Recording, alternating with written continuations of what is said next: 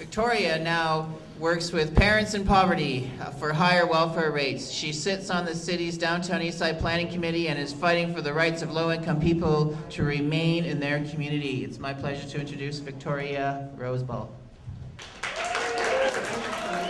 Speak here on this territory. You know, I'm not originally from here. I'm from Alberta. My relatives go all the way back to Ontario and in the States. So I'm just honored that I can actually live on this territory. Thank you to the Coast Salish people. What I was going to say is I have Kelvin Bee here as my witness. We go way back to McDonald Elementary School, which is back in the early 90s, and I know the exact date, April 2nd, 1997, when we had a meeting at the school. You know, cutbacks were happening to our kids and that, and it was devastating for all of us because a lot of us were on low income, and I was just new to Vancouver. I hadn't been here just a few years, so it was hard for me to get really settled in, to find a job and go to school and that, you know. But eventually I started college courses, you know, and I managed to complete 4 years at that time. Elaine is my witness over there too, you know. So I have been working my butt off for many years. And at that time, Kelvin and I, Sandra Pronto, and a bunch of us, we all sat down trying to figure out, oh my God, what are we gonna do, you know? Lunch program, breakfast program, we all panicking, you know, like, what are we gonna do with these kids? They need to eat. So we all got together one night, and of course me, with my thinking up here, you know, I said, well, why don't we have a protesting, you know, like a sit-in? And everybody said, are you crazy? I said, no, I'm serious, you know. If students can go like back east to Victoria and actually march to the legislative ground and sit there and demand the rights that their education should be paid for, you know. So, you know, it happened time and time again. We talked about it, you know. It was not my doing, it was all a community involvement. And sure enough, they came, all the tents went up at the Vancouver School Board, and everybody was like cheering us on. In the beginning, it was kind of like, you know, it's kind of scary, but hey, we stuck it out there for about, was it 49 days, Kelvin? 49 days.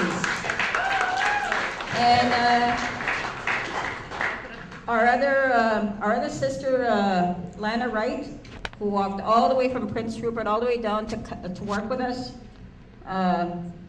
Blessing to her that she did that for us, you know, and it all worked out for us. But for me, being a resident here for a long time, since 1990, I find that, you know, all of us, we have a right to live where we want to, okay? This is not a communist country, this is Canada. So let us stand for our rights and let's do it.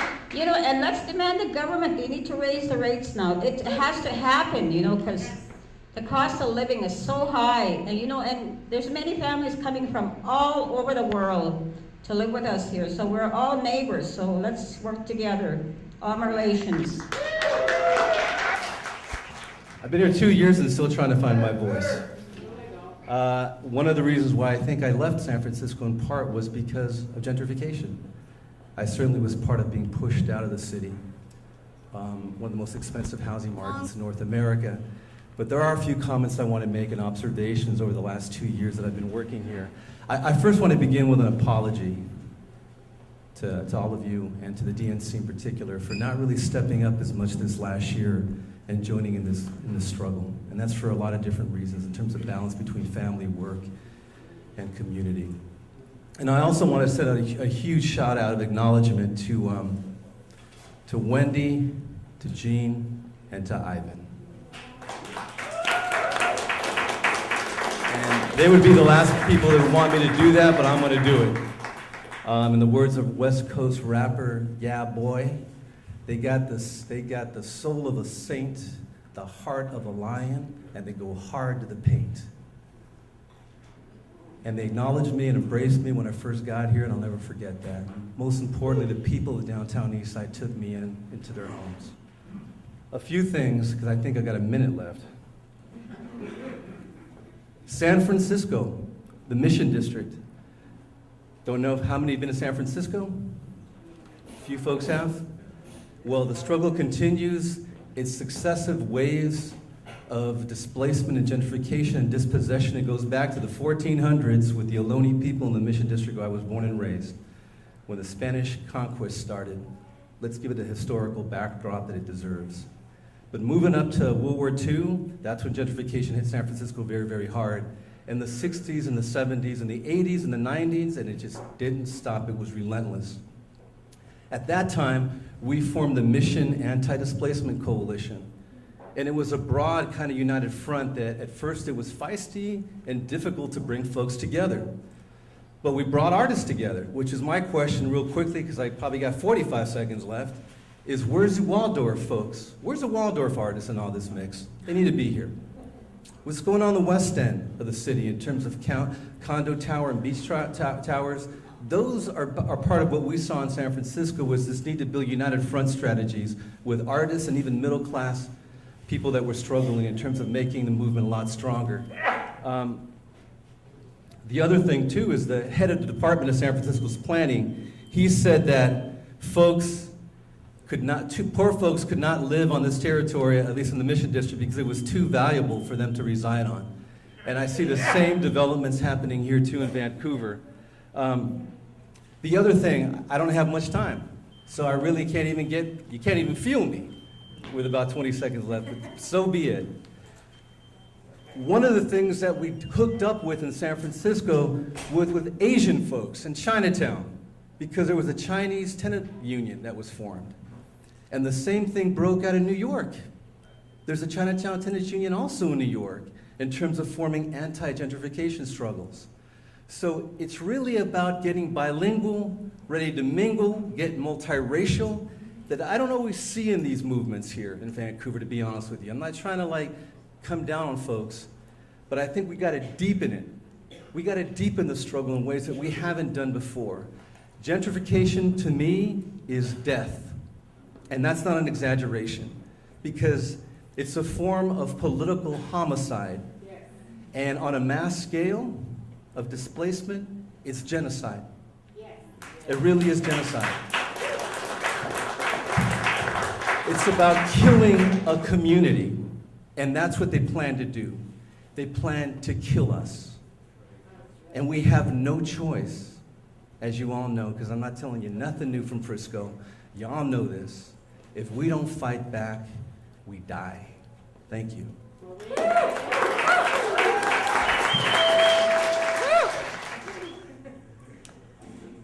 Yeah, so it's been a good 5 weeks at the Pidgin Picket. It's been growing all the time. With got lots of allies from across the city in the room. As many of you know, it's like the most expensive city in North America, second most expensive in the world. So everyone feeling the squeeze here in the downtown Eastside, you are not alone. And people are waking up to that.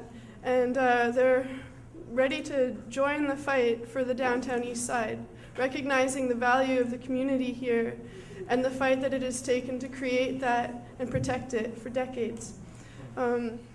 We've been attacked by mainstream media, and we expected that. We've been attacked by municipal politicians. We expected that too. Of course, Bob Rennie isn't too pleased either, and neither is the owner of the restaurant for some strange reason. But you know, we set out to shut this down because we want to stop gentrification, because there are lives on the line, and we're not going to negotiate on that point. That would be wrong. So as offensive as some of the activity at the Picket might look to the peaceful, loving people in the downtown Eastside, like yelling at customers, I just want everyone to understand that there's a point to that, and it comes out of the deepest respect for human life. The point is to keep people from going in and supporting this restaurant, because when they go in and buy a fancy meal, they don't know, they just don't understand what they're doing. They don't understand that people's lives depend on maintaining this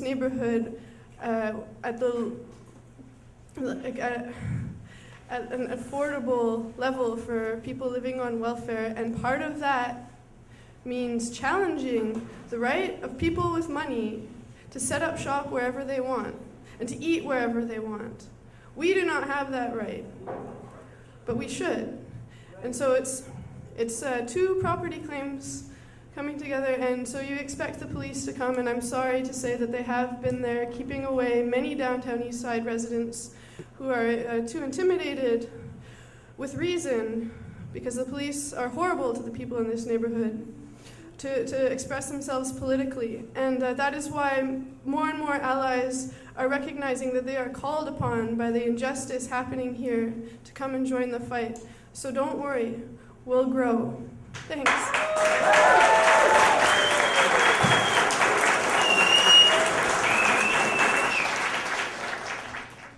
Turn it up so I can turn. We're gonna look at, DaeShawna's used to the groups down here, but even I panic when I see mass people. We do great on sort of one-on-one or up to about 10 people, but even then we freeze. So she's so passionate down here. She's so vocal. She's so aware of her surroundings and gentrification. It has affected all the children down here so tremendously. We live in Chinatown. It is Dira Housing. It always will be. The original Dira Housing staff still works there. We love them. And I remember when Dira Society was up and running, and it still is, you know. So here's the story. Sorry to say that. And thanks to Wendy for this story.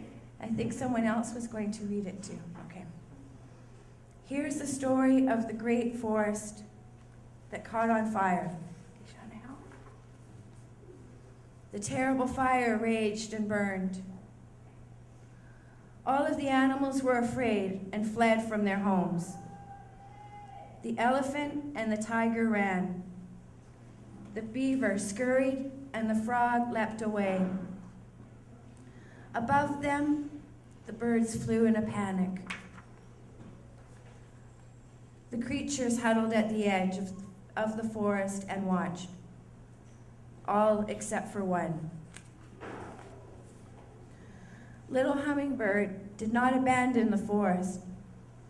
She flew as fast as she could to the stream. She picked up a single drop of water in her beak. Little hummingbird flew back and let the water fall onto the ferocious fire. Being pagan, we could screw up and giggle at it. Sorry, guys. She dashed to the stream and brought another drop, and she continued, back and forth, back and forth. The other animals watched little hummingbird, and they were frightened. "What can I do?" asked Rabbit. "The fire is hot, and I am scared." Sobbed. Excuse me? Didn't hear that. Sorry. Sobbed Rabbit. "The fire is hot, and I am scared. The fire is so big," howled Wolf, "and I am so small. I can't do anything about this fire," croaked Frog. "My wings will burn," cried Owl. Little Hummingbird continued her work. She flew quickly, picking up more water and putting it, drop by drop, onto the burning forest. Finally, Big Bird said, "Little Hummingbird, what are you doing?"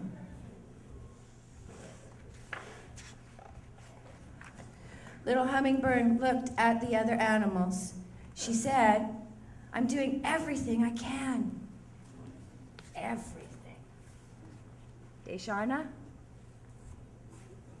Do the Best You Can, by Michael Nickel. And I cannot say that last name. I've tried a few times over. This is a story.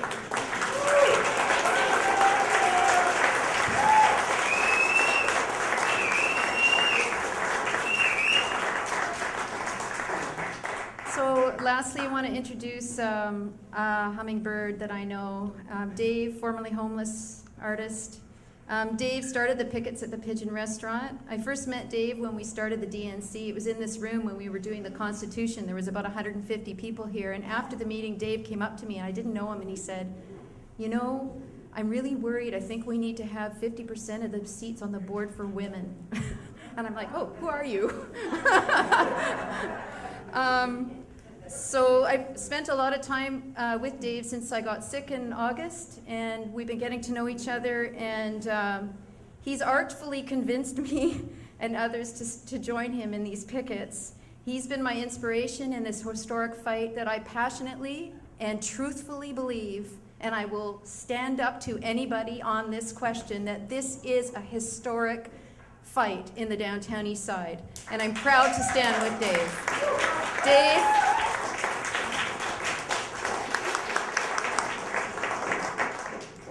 these children are a product of our community, like Wendy's children. We collectively raised them. They're some of the most beautiful people that you will see anywhere. They're beautiful inside and out, just like us. Now, I don't have a lot of time, just like our community and our collective values don't have a lot of time. So I'll get to the nitty-gritty. A systemic evil stalks and plagues our community. It has long done so. But now these oppressive and abusive forces are aligning themselves in the form of banks, developers, politicians, greedy fancy restaurant and boutique store owners to deliver the final death blow to our low-income community and collective values. This systemic evil wants to extinguish the light in each one of us here, in each one of our people that suffer in the streets, SRO rooms, in shelters and couches.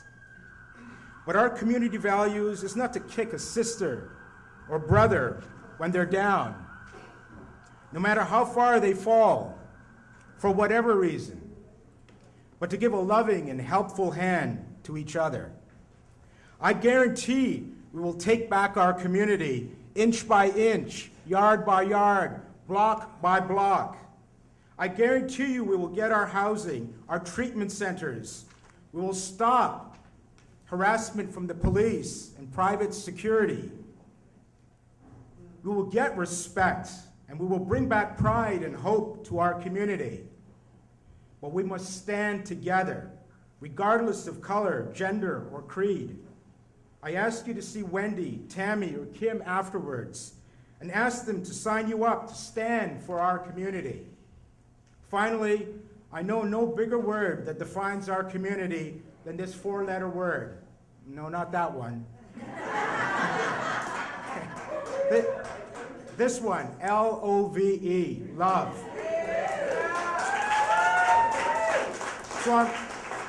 So I'm asking you now to hug and say this to the person next to you, behind you, and in front of you. I will defend you and our community because I love and respect you. and now, what we'd like to do is talk about, I think we're getting a list here that Ivan's been listening to some of the speakers, and he's been writing a list. I was born by the river in a little tent, but just like that river, I've been running ever since. It's been a long, long time coming, but I know a change gonna come. I'm too tired of living, but I'm afraid to die. I might not be if I knew what was up there beyond the sky. It's been a long, long time coming, but I know a change gonna come. I went to my place. I said, "Brother,